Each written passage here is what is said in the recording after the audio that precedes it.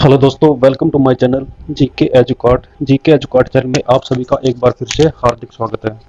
दोस्तों, मेरी English grammar की सीरीज चल रही है जिसको मैं लूसेंट बुक से कवर कर रहा हूँ। अभी हमारा चैप्टर चल रहा है प्रोनाउन यानी कि सर्वनाम। इस चैप्टर के ऊपर हम एक वीडियो बना चुके हैं, उसका लिंक आपको डिस्क्रिप्शन में मिल जाएगा। अगर आपने वो वीडियो नहीं देखी है तो आप पहले वो वीडियो देखें। क्योंकि उसमें इंट्रोडक्शन दिया गया है, प्रोनाउन क्या होता है, उसकी डेफिनेशन, उसके टाइप्स, हर टाइप्स को अच्छी तरह से समझाया है। तो पहले आप उस वीडियो को देखें, फिर आप इस वीडियो में आगे बढ़े, तभी आपको ये आगे समझ में आ पाएगा। तो चलिए दोस्तों, शुरू करते हैं आज का chapter pronoun, video number 2।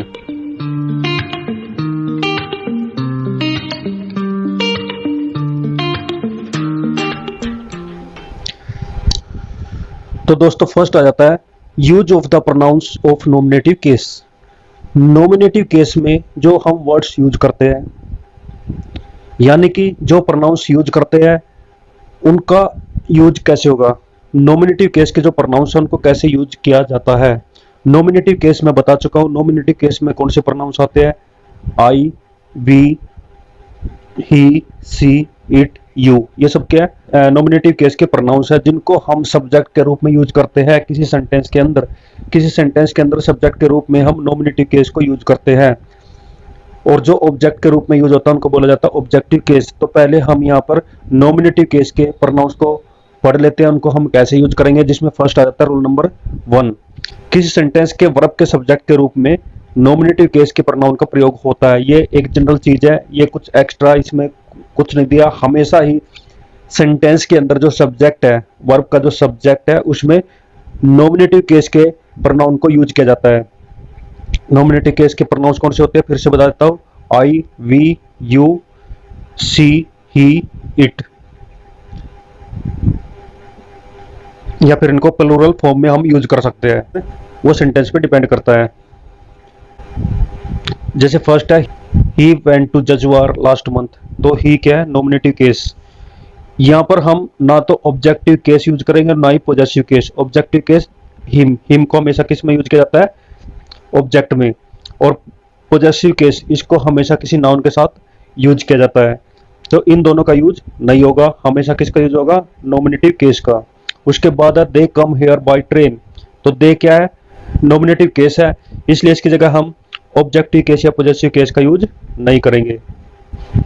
Next आ जाता है किसी सेंटेंस के सब्जेक्ट के रूप में दो या दो से अधिक अगर प्रोनाउन का यूज किया जाता है। सब्जेक्ट के रूप में दो या दो से अधिक प्रोनाउंस का यूज किया जाता है, और वो किसके साथ जुड़ा हो? जब दो हम नाउन या प्रोनाउंस लेंगे, वो या तो एंड के साथ जुड़े होंगे या फिर और के साथ जुड़े होंगे। इनको बोला जाता है कंजक्शन।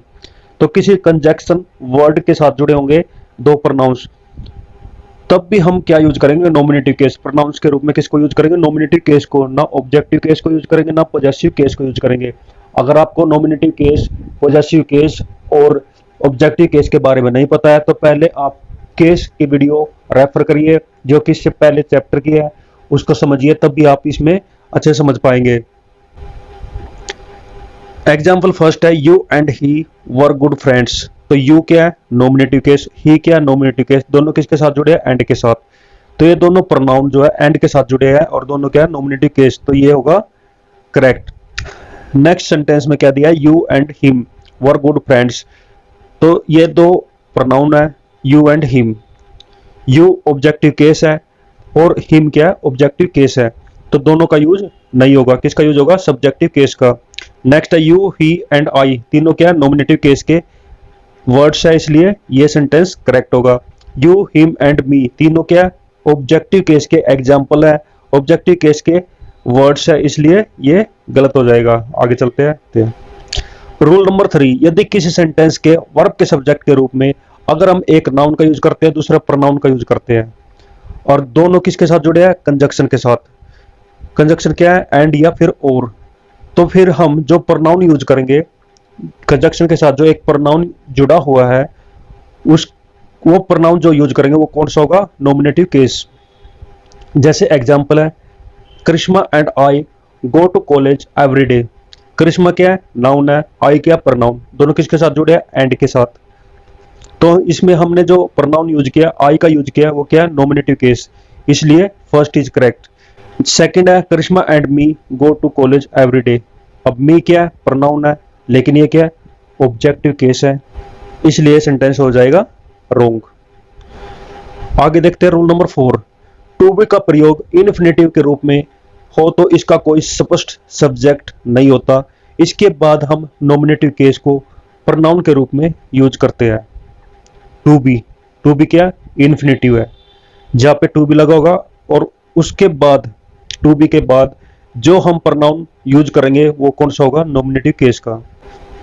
जैसे फर्स्ट है I would not want to be he, तो टू बी क्या है, इन्फिनेटिव है, तो टू बी के बाद यानी इन्फिनेटिव के बाद जो हम प्रोनाउन यूज करेंगे वो होगा नॉमिनेटिव केस, ना कि ऑब्जेक्टिव केस। ये रूल हमेशा याद रखना।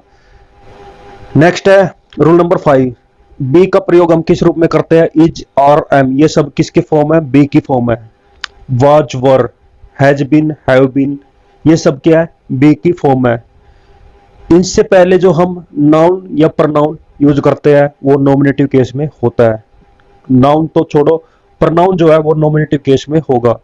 इसके बाद जो प्रयुक्त प्रोनाउन होगा वो भी नॉमिनेटिव केस में होगा। यानी बी की जो फॉर्म है, इनमें से कोई भी वर्ड आपको किसी सेंटेंस के अंदर मिलता है और उससे पहले आपको नॉमिनेटिव केस प्रोनाउन जो है नॉमिनेटिव केस में मिल जाता है, तो आप इन दिए गए वर्ड्स के बाद किसका यूज करेंगे, नॉमिनेटिव केस के प्रोनाउन का। जैसे फर्स्ट है इट इज आई, तो इज आ गया, इज से पहले क्या, इट क्या नॉमिनेटिव केस है, तो इसके बाद भी क्या आएगा, नॉमिनेटिव केस, आई का यूज होगा, ना कि मी का यूज होगा। मी क्या है, ऑब्जेक्टिव केस। वैसे नेक्स्ट है इट इज ही, तो इट आ गया जो कि प्रोनाउन है, नॉमिनेटिव केस में है। ही क्या, वो भी प्रोनाउन है जो कि नॉमिनेटिव केस में है, तो ये सेंटेंस करेक्ट होगा। इट इज हिम, तो हिम क्या आ जाता है, ऑब्जेक्टिव केस, यानी it's will be wrong. Next आ जाता है दोस्तों, अगर बी जिसकी आप फॉर्म ऑलरेडी पढ़ चुके हैं, उसके बाद आपको मिल जाता है हु, विच, डेट, ये क्या है, रिलेटिव प्रोनाउन। इनको क्या बोला जाता है, relative pronoun. Who, which, that, who और विच ये इंटेरोगेटिव प्रोनाउंस भी होते हैं और रिलेटिव प्रोनाउंस भी होते हैं। रिलेटिव प्रोनाउंस जो कि एक रिलेशन की तरफ इशारा करते हैं, और डेट भी रिलेटिव प्रोनाउंस का ही वर्ड्स है। इसके बाद कोई क्लोज लगा मिलता है। क्लोज क्या होता है, एक प्रकार का सेंटेंस होता है जो कि आपको हु और विच के बाद मिलेगा, और सेंटेंस किससे बना होता है, subject plus verb plus object, इनसे आपको सेंटेंस मिलके बना होता है जो कि एक क्लोज फॉर्म बनाता है। अगर हु, विच, डेट के बाद क्लोज का हम प्रयोग करते हैं तो हु, विच, डेट जो है वो रिलेटिव प्रोनाउन हो जाता है, और उससे पहले नॉमिनेटिव केस प्रोनाउन के रूप में यूज करेंगे।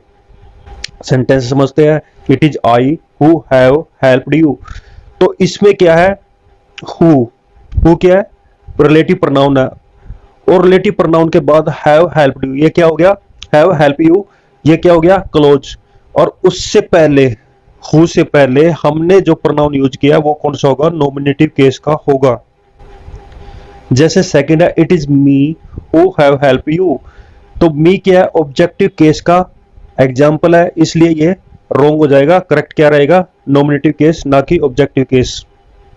नेक्स्ट आता है टू बी का, तो टू बी का यूज जो है इन्फिनेटिव के रूप में अगर हम किसी सेंटेंस के अंदर करते हैं, यानी आपको किसी सेंटेंस के अंदर टू बी लिखा मिलता है, वो इन्फिनेटिव होता है।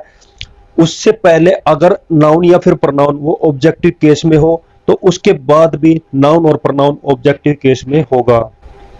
जैसे I know the man to be him, तो टू बी आ चुका जो कि क्या है, इन्फिनेटिव। इससे पहले हमें प्रोनाउन या फिर नाउन है वो क्या है, ऑब्जेक्टिव केस का, ऑब्जेक्टिव केस में है, इसलिए इसके बाद टू बी के बाद जो हम प्रोनाउन यूज करेंगे वो किस में होगा, ऑब्जेक्टिव केस में ही होगा। आप समझ गए होंगे। आगे बढ़ते हैं। नेक्स्ट आता है रूल नंबर 6, जिसमें क्या बताया गया, अगर किसी सेंटेंस के अंदर आपको जो वर्ड है वो अपोजिशन के साथ मिल जाता है, किसके साथ, अपोजिशन के साथ। ये क्या होता है, अपोजिशन मैं पहले बता चुका हूं कि किसी सेंटेंस के अंदर हम एक ही व्यक्ति या वस्तु के लिए जब दो नाउन या प्रोनाउन का यूज करते हैं तो उसको वर्ड्स इन अपोजिशन बोला जाता है। तो यहां पर ऑब्वियसली एक से अधिक प्रोनाउन का यूज हुआ है, और जो सेंटेंस के अंदर जो सब्जेक्ट है, सेंटेंस के अंदर जो सब्जेक्ट है उसका प्रोनाउन नॉमिनेटिव केस में होगा। अगर किसी सेंटेंस के अंदर वर्ड्स के अपोजिशन आपको मिल जाते हैं जो एक से अधिक प्रोनाउन के रूप में होंगे, तो उनमें जो सब्जेक्ट होगा वो क्या होगा, नॉमिनेटिव केस में होगा, नो कि ऑब्जेक्टिव केस में। एग्जाम्पल समझते हैं। The two of us, he and I, didn't agree to her proposal. तो टू ऑफ अस और ही एंड आई, पहले यहाँ पर टू के बारे में बताया, फिर उन टू को बताया कौन कौन है, ही एंड आई। तो इसको बोला जाता है वर्ड्स इन अपोजिशन, ये आप समझ गए होंगे। अब इसमें जो है प्रोनाउन दो से ज्यादा यूज किया है, ही एंड आई दो प्रोनाउन यूज किया है। इसमें जो सब्जेक्ट होगा यानी ही एंड आई, वो किस की फॉर्म में होगा, नॉमिनेटिव केस की फॉर्म में होगा। नॉमिनेटिव केस की फॉर्म में होगा यानी कि ही होगा, आई होगा, यू होगा, ही, सी, इट, या फिर इनकी प्लूरल फॉर्म होगी, ना कि हिम एंड मी जो कि ऑब्जेक्टिव केस में आ जाते हैं। आगे दोस्तों यहाँ पर कुछ एग्जांपल्स दिए गए हैं जो ऊपर दिए गए रूल्स पे बेस्ड है, इनको हम पढ़ते और समझते हैं। जैसे फर्स्ट है, it is me who am guilty. तो इसमें आप समझिए हु का यूज किया है। हु से हु क्या डिनोट करता है, रिलेटिव प्रोनाउन, ना कि इंटेरोगेटिव प्रोनाउन। तो इससे पहले हम किसका यूज करेंगे, सब्जेक्टिव केस का। लेकिन मी क्या है, ऑब्जेक्टिव केस है, इसलिए ये रॉन्ग होगा। करेक्ट क्या होगा, सेकंड, यानी it is I who am I guilty. तो उससे पहले हम किसका यूज करेंगे, तो हु से पहले हम किसका यूज करेंगे, आई का, यानी सब्जेक्टिव नॉमिनेटिव केस का। नेक्स्ट आ जाता है, it was them who were to blame. तो देम क्या हो जाता है, ऑब्जेक्टिव केस। तो करेक्ट क्या होगा, दे। तो second is correct, first is wrong. उससे नेक्स्ट है, I found it to be he. तो टू बी यानी इन्फिनिटिव के रूप में यूज हुआ है। इससे पहले क्या, इट है, तो इट क्या ऑब्जेक्टिव केस है, तो इसके बाद भी ऑब्जेक्टिव केस का यूज होगा, हिम का यूज होगा, ना कि ही का यूज होगा। तो करेक्ट क्या होगा, I found it to be him. Next आ जाता है, I guessed the woman to be she. तो किसका यूज हुआ है, द वुमन का। तो इसके बाद किसका यूज होगा, हर का, यानी कि ऑब्जेक्टिव केस का, ना कि सी का। उसके बाद है, it is us who helped you. तो हु से पहले हम किसका यूज करेंगे, जो कि एक रिलेटिव प्रोनाउन है, किसका यूज करेंगे, सब्जेक्टिव केस का, यानी कि नॉमिनेटिव केस का, जो कि क्या है, वी। तो दोस्तों अभी तक हमने नॉमिनेटिव केस के प्रोनाउंस को यूज करना सीखा है सब्जेक्ट के रूप में। अब हम पढ़ते हैं use of pronouns of objective case. अब ऑब्जेक्टिव केस के जो प्रोनाउंस है, जो कि क्या रहेंगे, हिम, अस, देम, हर। तो ये सब क्या रहेंगे, ऑब्जेक्टिव केस के प्रोनाउंस रहेंगे। उसको हम सेंटेंस के अंदर कहां पर कैसे यूज करेंगे, उसके रूल्स अब हम शुरू करते हैं। जिसमें फर्स्ट आ जाता है, फर्स्ट बिल्कुल सेम है जैसे नॉमिनेटिव केस में पढ़ा था। हमेशा किस सेंटेंस के अंदर जो ऑब्जेक्ट के रूप में जिस प्रोनाउन का यूज करेंगे वो किस में होगा, ऑब्जेक्टिव केस में होगा। जैसे कि my grandfather told me a story.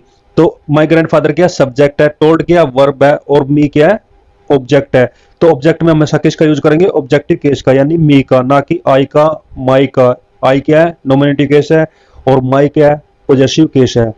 वैसे नेक्स्ट है, आई टीच देम। तो देम क्या है, ऑब्जेक्टिव केस है, और इस सेंटेंस का ऑब्जेक्ट है। नेक्स्ट आ जाता है रूल नंबर 2, यदि किसी सेंटेंस के वर्ब के ऑब्जेक्ट के रूप में दो प्रोनाउन का यूज किया जाता है और वो किसके साथ जुड़े हो, कंजक्शन के साथ। जब ऑब्जेक्ट की बात हुई है तो उसमें हम किसका यूज करेंगे, ऑब्जेक्टिव केस का। जैसे my father forbade you and me to play in the sun. To play in the sun ये क्या हो गया, क्लोज। उससे पहले माय फादर सब्जेक्ट है, फॉरबेड ऑब्जेक्ट है, यू एंड मी क्या हो गया, ऑब्जेक्ट। तो ऑब्जेक्ट में हम किसका यूज करेंगे, ऑब्जेक्टिव केस का, यानी यू एंड मी का, ना कि यू एंड आई का। दोनों क्या है, नॉमिनेटिव केस है। तो यू क्या है, ऑब्जेक्टिव केस भी होता है और नॉमिनेटिव केस भी होता है। लेकिन मी से हम समझ जाते हैं मी क्या ऑब्जेक्टिव केस है, तो आई का यूज नहीं होगा। वैसे नेक्स्ट है, the principal allowed her and me to take rest in the common room. The principal क्या सब्जेक्ट है, अलाउड क्या है, यह है वर्ब, और उसके बाद आ जाता है ऑब्जेक्ट। ऑब्जेक्ट हम किसका यूज करेंगे, ऑब्जेक्टिव केस का। तो ऑब्जेक्टिव केस क्या है, हर और मी दोनों क्या ऑब्जेक्टिव केस है। तो यहाँ पर नॉमिनेटिव केस यानी सी और आई का यूज नहीं करेंगे। उसके बाद आ जाता है दोस्तों रूल नंबर 3, ये भी बिल्कुल सेम है जैसे हमने नॉमिनेटिव केस में पढ़ा था। अगर आपको सेंटेंस के अंदर वर्ब के ऑब्जेक्ट के रूप में नाउन और प्रोनाउन जुड़े हुए मिल जाते हैं, किसके साथ, कंजक्शन के साथ, तो वे दोनों नाउन या प्रोनाउन किसके रूप में होंगे, ऑब्जेक्टिव केस के रूप में होंगे। जैसे her mother invited Raman and me to lunch. तो रमन क्या है, नाउन है, और मी क्या है, प्रोनाउन है। दोनों किस में रहेंगे, ऑब्जेक्टिव केस में, ना कि सब्जेक्टिव या फिर नॉमिनेटिव केस में। वैसे नेक्स्ट है, ही सेव्ड वीना एंड मी। तो वीना एंड मी क्या है, ऑब्जेक्टिव, और ऑब्जेक्ट में किसका यूज करेंगे, ऑब्जेक्टिव केस का, वीना का और मी का। तो केस हम 3 प्रकार के पढ़ चुके हैं। सब्जेक्टिव केस जिसको नॉमिनेटिव केस भी बोला जाता है, ऑब्जेक्टिव केस, दोनों के रूल्स हम पढ़ चुके हैं, सेंटेंस के अंदर हम कैसे यूज करेंगे। और तीसरा जो केस होता है वो होता है पॉजेसिव केस। उसके जो प्रोनाउंस है, पॉजेसिव केस के प्रोनाउंस कौन से होते हैं? His, her, their. तो ये सब क्या है? पॉजेसिव केस के प्रोनाउंस है जो एक अधिकार जताते हैं, किसी व्यक्ति वस्तु पर एक अधिकार जताते हैं, उसके लिए हम पॉजेसिव केस का यूज करते हैं। पॉजेसिव केस दो टाइप के होते हैं, एक पॉजेसिव एडजेक्टिव होता है और एक पॉजेसिव प्रोनाउन होता है। तो नॉमिनेटिव केस है जैसे कि आई, उसका पॉजेसिव एडजेक्टिव होगा माई और पॉजेसिव प्रोनाउन होगा माइन। वी जो है नॉमिनेटिव केस है, उसका पॉजेसिव एडजेक्टिव क्या होगा? आवर, और पॉजेसिव प्रोनाउन होगा आवर्स। तो यू का क्या होगा? यूअर और यूअर्स। यूअर क्या होगा? पॉजेसिव एडजेक्टिव, और यूअर्स क्या होगा? Possessive pronoun. तो आप इनको डायरेक्ट ऐसे भी याद रखिए। पॉजेसिव एडजेक्टिव क्या है? माई, आवर, यूअर। लेकिन पॉजेसिव प्रोनाउंस में ऐसा लग जाता है आवर्स, यूअर्स या फिर माइन। उसी प्रकार से थर्ड पर्सन के भी यहाँ पे पॉजेसिव एडजेक्टिव और पॉजेसिव प्रोनाउंस दिए गए हैं। ही, सी, इट, ये सभी क्या है? थर्ड पर्सन है। इनके जो पॉजेसिव एडजेक्टिव बनेंगे वो बनेंगे हिज, हर, इट्स, और पॉजेसिव प्रोनाउंस जो बनेंगे हिज और हर्ष बनेंगे। इट का कोई पॉजेसिव प्रोनाउन नहीं होता। आगे अब इनके रूल पढ़ते हैं। फर्स्ट रूल आ जाता है, पॉजेसिव प्रोनाउन का प्रयोग नाउन से पहले कभी नहीं किया जाता है। पॉजेसिव प्रोनाउन का प्रयोग जो है नाउन से पहले नहीं होता। किसका यूज होता है? पॉजेसिव एडजेक्टिव का। पॉजेसिव प्रोनाउंस क्या आता है? जैसे कि इसमें ours college was closed yesterday, और सेकंड है our college was closed yesterday. तो आवर्स, आवर्स क्या है? पॉजेसिव प्रोनाउंस है, लेकिन हम किसका यूज करेंगे? पॉजेसिव एडजेक्टिव का, जो कि आवर। तो our college is correct, ours college is incorrect, तो सेकंड इज करेक्ट। वैसे नेक्स्ट है yours, motorcycle is new. Yours क्या हो गया? Possessive pronoun.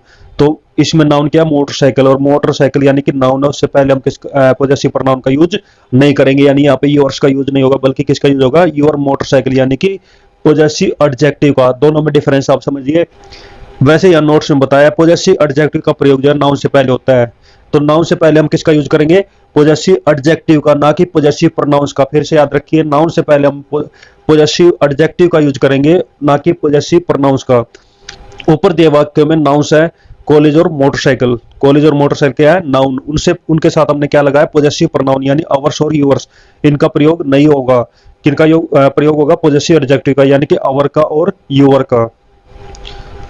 पॉजेसिव प्रोनाउंस का प्रयोग जो है नाउन के बिना हम कर सकते हैं, बिल्कुल कर सकते हैं। अगर कोई नाउन है उसके साथ हम किसका यूज करेंगे? फिर से रिपीट करता हूं, नाउन के साथ हम किसका यूज करेंगे? पॉजेसिव एडजेक्टिव का। और पॉजेसिव प्रोनाउंस को हम बिना नाउन के यूज करेंगे, जैसे कि ours is a great country. तो ours is a great country यानी हमारा देश महान है, तो हम यहाँ पे आवर्स लिखेंगे, या फिर क्या लिखेंगे? आवर कंट्री, या फिर क्या लिखेंगे? आवर कंट्री, या फिर आवर्स लिखेंगे। वैसे ही हर्ष इज ए गुड हाउस, तो यहाँ पे या तो हर्ष का यूज होगा, पॉजेसिव प्रोनाउन का यूज होगा, या फिर हर हाउस का यूज होगा, जो कि पॉजेसिव एडजेक्टिव हो जाएगा। तो वही यहाँ पर बताया गया है ऊपर दिए गए वाक्य में पॉजेसिव प्रोनाउंस यानी आवर्स और हर्ष का प्रयोग नाउन के बिना हुआ है, जो कि करेक्ट है। आवर्स का अर्थ फर्स्ट वाक्य में आवर कंट्री, सेकंड वाक्य में हर हाउस। तो दोस्तों यहाँ पर एक टेबल दी गई है जिसमें यहाँ पर कुछ पॉजेसिव प्रोनाउंस दिए गए हैं। पॉजेसिव प्रोनाउंस को हम पॉजेसिव एडजेक्टिव के रूप में भी लिख सकते हैं, लेकिन पॉजेसिव एडजेक्टिव के साथ हमेशा क्या जुड़ा रहेगा? नाउन। जैसे माइन है, माइन के साथ कोई भी नाउन जुड़ सकता है माई नाउन के रूप में, यानी माई, और उसके साथ हम नाउन जोड़ेंगे जो कि सेंटेंस में इंडिकेट किया गया है। वैसे अवर्स का क्या होगा? अवर नाउन। नाउन कोई भी हो सकता है। यूवर्स को यूवर नाउन लिखेंगे, हिज को हिज नाउन लिखेंगे, हर्ष को हर नाउन लिखेंगे, देयर्स को देयर नाउन लिखेंगे। आगे बढ़ते हैं। नेक्स्ट दोस्तों, पॉजेसिव प्रोनाउंस का प्रयोग तब किया जाता है जब पहले से किसी नाउन की चर्चा की गई हो, अन्यथा नहीं होगा। हिज का प्रयोग जो है पॉजेसिव एडजेक्टिव के रूप में और पॉजेसिव प्रोनाउन के रूप में, दोनों रूप में हम कर सकते हैं। इट्स का प्रयोग जो है पॉजेसिव एडजेक्टिव के रूप में होता है, पॉजेसिव प्रोनाउंस के रूप में इसका यूज नहीं होता, जैसे कि हमने टेबल में पढ़ा था, उसका कोई पॉजेसिव प्रोनाउन नहीं दिया था। और अब पॉजेसिव केस का सेकंड रूल आ जाता है, पॉजेसिव प्रोनाउंस का प्रयोग जो है किसी सेंटेंस के वर्ब के सब्जेक्ट के रूप में कर सकते हैं, जैसे yours is a new car, जैसे हमने ऊपर पढ़ा था ours is a great country. वैसे yours is a new car, यानी हम पॉजेसिव प्रोनाउंस का प्रयोग जो है सब्जेक्ट के रूप में कर सकते हैं। तो यहाँ पे यूवर्स का क्या अर्थ निकलता है? यूवर कार, यानी एडजेक्टिव प्लस नाउन। वैसे सेकंड है हर्ष इज ए ब्यूटीफुल साड़ी, तो हर्ष को हम कैसे लिख सकते हैं? हर साड़ी, यानी एडजेक्टिव प्लस नाउन। नेक्स्ट आ जाता है पॉजेसिव प्रोनाउन का प्रयोग जो है सेंटेंस के ऑब्जेक्ट के रूप में भी होता है। कैसे? He has lost my notebooks as well as yours. तो यहाँ पर ही क्या है? सब्जेक्ट है। हैज लॉस्ट क्या है? वर्ब की फॉर्म है। और बाकी ये क्या बच गया? ऑब्जेक्ट। तो इसमें जो माई नोटबुक्स है उसके साथ योर्स को जोड़ा है, यानी पॉजेसिव प्रोनाउन हमेशा बिना नाउन के यूज होता है और इसको हम ऑब्जेक्ट के रूप में भी यूज कर सकते हैं और सब्जेक्ट के रूप में भी यूज कर सकते हैं। वैसे ही नेक्स्ट एग्जांपल है please save his life and hers. तो हर्स क्या है? ऑब्जेक्टिव है। नेक्स्ट आ जाता है रोल नंबर 4, जिसमें बताया गया कि पॉजेसिव प्रोनाउन का प्रयोग जो है किसी सेंटेंस के अंदर जो प्रीपोजिशन के ऑब्जेक्ट के रूप में कर सकते हैं, यानी प्रीपोजिशन के बाद हम पॉजेसिव प्रोनाउन का यूज कर सकते हैं। कैसे? I prefer your company to hers. तो टू क्या है? प्रीपोजिशन है। इसके बाद हम पॉजेसिव प्रोनाउन का यूज कर सकते हैं, यानी हर्स का यूज कर सकते हैं। हर क्या है? पॉजेसिव एडजेक्टिव है, उसका खाली यूज नहीं करेंगे। Your problem is different from mine. तो फ्रॉम क्या है? प्रीपोजिशन है। इसके बाद हम किसका यूज करेंगे? पॉजेसिव प्रोनाउन का। नेक्स्ट आ जाता है रोल नंबर 5, जिसमें बताया गया है कि पॉजेसिव प्रोनाउंस का प्रयोग सेंटेंस के अंदर इन्फिनेटिव के रूप में कर सकते हैं। इन्फिनेटिव के रूप में कब होगा? जब हम उसको सब्जेक्ट के रूप में यूज कर रहे हैं। और इन्फिनेटिव क्या रहेगा? टू प्लस वर्ब की फॉर्म। टू प्लस वर्ब की फॉर्म को क्या बोला जाता है? इन्फिनेटिव। एग्जाम्पल आ जाता है Mr Thakur allowed is children to go to the museum but Mrs Jha didn't allow hers to go. तो यहां पर आप देख सकते हैं टू को क्या है? इन्फिनेटिव है। तो इसके साथ क्या जुड़ा हुआ है? Possessive pronoun. पॉजेसिव प्रोनाउन जो है सब्जेक्ट की तरह यूज होगा। सब्जेक्ट इसमें क्या है? मिसेज झा यानी हर्ष।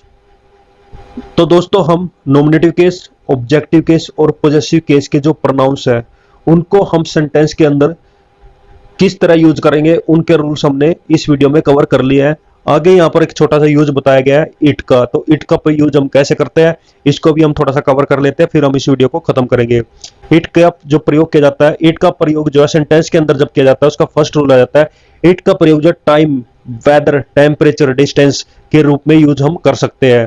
यानी कि फिर से रिपीट करता हूं, टाइम समय के लिए, वेदर मौसम के लिए, टेम्परेचर तापमान के लिए, डिस्टेंस दूरी के लिए, और कुछ प्राकृतिक घटनाएं हैं उनको एक्सप्रेस करने के लिए, उनको बताने के लिए, अभिव्यक्त करने के लिए हम इट का यूज कर सकते हैं, जो कि क्या होगा? एक इंट्रोडक्टरी सब्जेक्ट होगा, यानी इनके बारे में इंट्रोडक्शन देगा, इनके बारे में परिचय कराएगा। और यहां पर जब हम इट का प्रयोग करते हैं तो इसको एम्प्टी इट कहा जाता है, क्योंकि इसका कुछ मीनिंग नहीं होता। जैसे एग्जांपल समझते हैं इट इज रेनिंग। तो इट इज रेनिंग, वर्षा हो रही है। तो इट इज का तो कुछ मीनिंग नहीं निकला, लेकिन हम इसको एक्सप्रेस करने के लिए यूज करेंगे ताकि एक सेंटेंस बन सके। खाली हम रेनिंग लिखने से हम सेंटेंस समझ में नहीं आएगा, उसको कंप्लीट करने के लिए हम इट का यूज करेंगे, यानी इट इज रेनिंग। वैसे इट इज विंटर जो कि मौसम के बारे में बताता है। इट इज मार्च जो मंथ के बारे में, टाइम के बारे में बताता है। इट इज मॉर्निंग जो कि टाइम के बारे में बताता है। इट इज 6 o'clock सेम है। इट इज मंडे जो कि एक टाइम को रिप्रेजेंट करता है। इसके अलावा इट का प्रयोग जो है इन्फिनेटिव, जेरेंड या क्लोज के बदले कर सकते हैं, यानी इन की जगह हम यूज कर सकते हैं, इनके साथ भी हम यूज कर सकते हैं, लेकिन इट का फिर भी कोई मीनिंग नहीं होता। जैसे it is easy to solve. To solve क्या है? इन्फिनेटिव है। तो टू सोल लिखने से कोई सेंटेंस नहीं बनता, इसलिए इसके साथ हम क्या जोड़ेंगे? इट। तो it is no use of crying. Crying क्या है? जिरंड। और it is said that she is ill जो कि क्लोज है। इन्फिनेटिव में पहले बता चुका हूं, टू प्लस वर्ब की फॉर्म को क्या बोला जाता है? इन्फिनेटिव। और जिरंड किसको बोला जाता है? वर्ब प्लस आईएनजी की फॉर्म को। और क्लोज क्या होता है? Subject plus object plus verb. तो यहाँ पे आप देख सकते हैं सब्जेक्ट भी है, वर्ब भी है और ऑब्जेक्ट भी है। तो किसी सेंटेंस के अंदर हम क्लोज को जोड़ देते हैं। नेक्स्ट आ जाता है रूल नंबर 3, जिसमें बताया गया इट का प्रयोग जो है सेंटेंस के सब्जेक्ट के रूप में भी हम कर सकते हैं, जिससे जो कि क्या करता है? नाउन और प्रोनाउन पर इंफेसिस करता है, यानी कि जोर डालता है। कैसे? It was he who help you yesterday. तो इस पे किस पे जोर डाला गया है? प्रोनाउन पे, जो कि क्या है? ही। तो इट वाज गुड़िया who I loved very much. तो यहां पर गुड़िया पे जोर दिया जो कि एक नाउन है। कई बार जो है इट का प्रयोग जो है फ्रेज या फिर क्लोज को इंट्रोड्यूस करने के लिए करते हैं, यानी कि फ्रेज और क्लोज जो कि सेंटेंस के अंदर मिल जाते हैं उनको इंट्रोड्यूस करने के लिए, उनको रिप्रेजेंट करने के लिए, उन पूरे सेंटेंस को बताने के लिए हम इट का प्रयोग करते हैं। जैसे फर्स्ट है, to love with an honest man is admirable. तो to love with an honest man, ये क्या फ्रेज है, इसकी जगह हम सीधा लिख सकते हैं इट। तो it is admirable to live with an honest man. वैसे नेक्स्ट है that it will rain today, जो कि क्लोज है, इज प्रोबेबल। तो हम इस पूरे की जगह हम इट का यूज कर सकते हैं। तो it is probable that it will rain today. Next आता है रूल नंबर 5, इट का प्रयोग जो हम स्टेटमेंट और क्लोज के लिए भी कर सकते हैं। जैसे mister Singh has made a mistake, ये क्या है, स्टेटमेंट है, ये क्लोज है। एंड ही रियलाइज इट, तो रियलाइज के बाद हम mister Singh has made a mistake इस वाक्य को यूज कर सकते थे, लेकिन इस पूरे वाक्य के लिए हमने किसका यूज किया, इट का। तो पूरे क्लोज या स्टेटमेंट के लिए भी हम इट का यूज कर सकते हैं।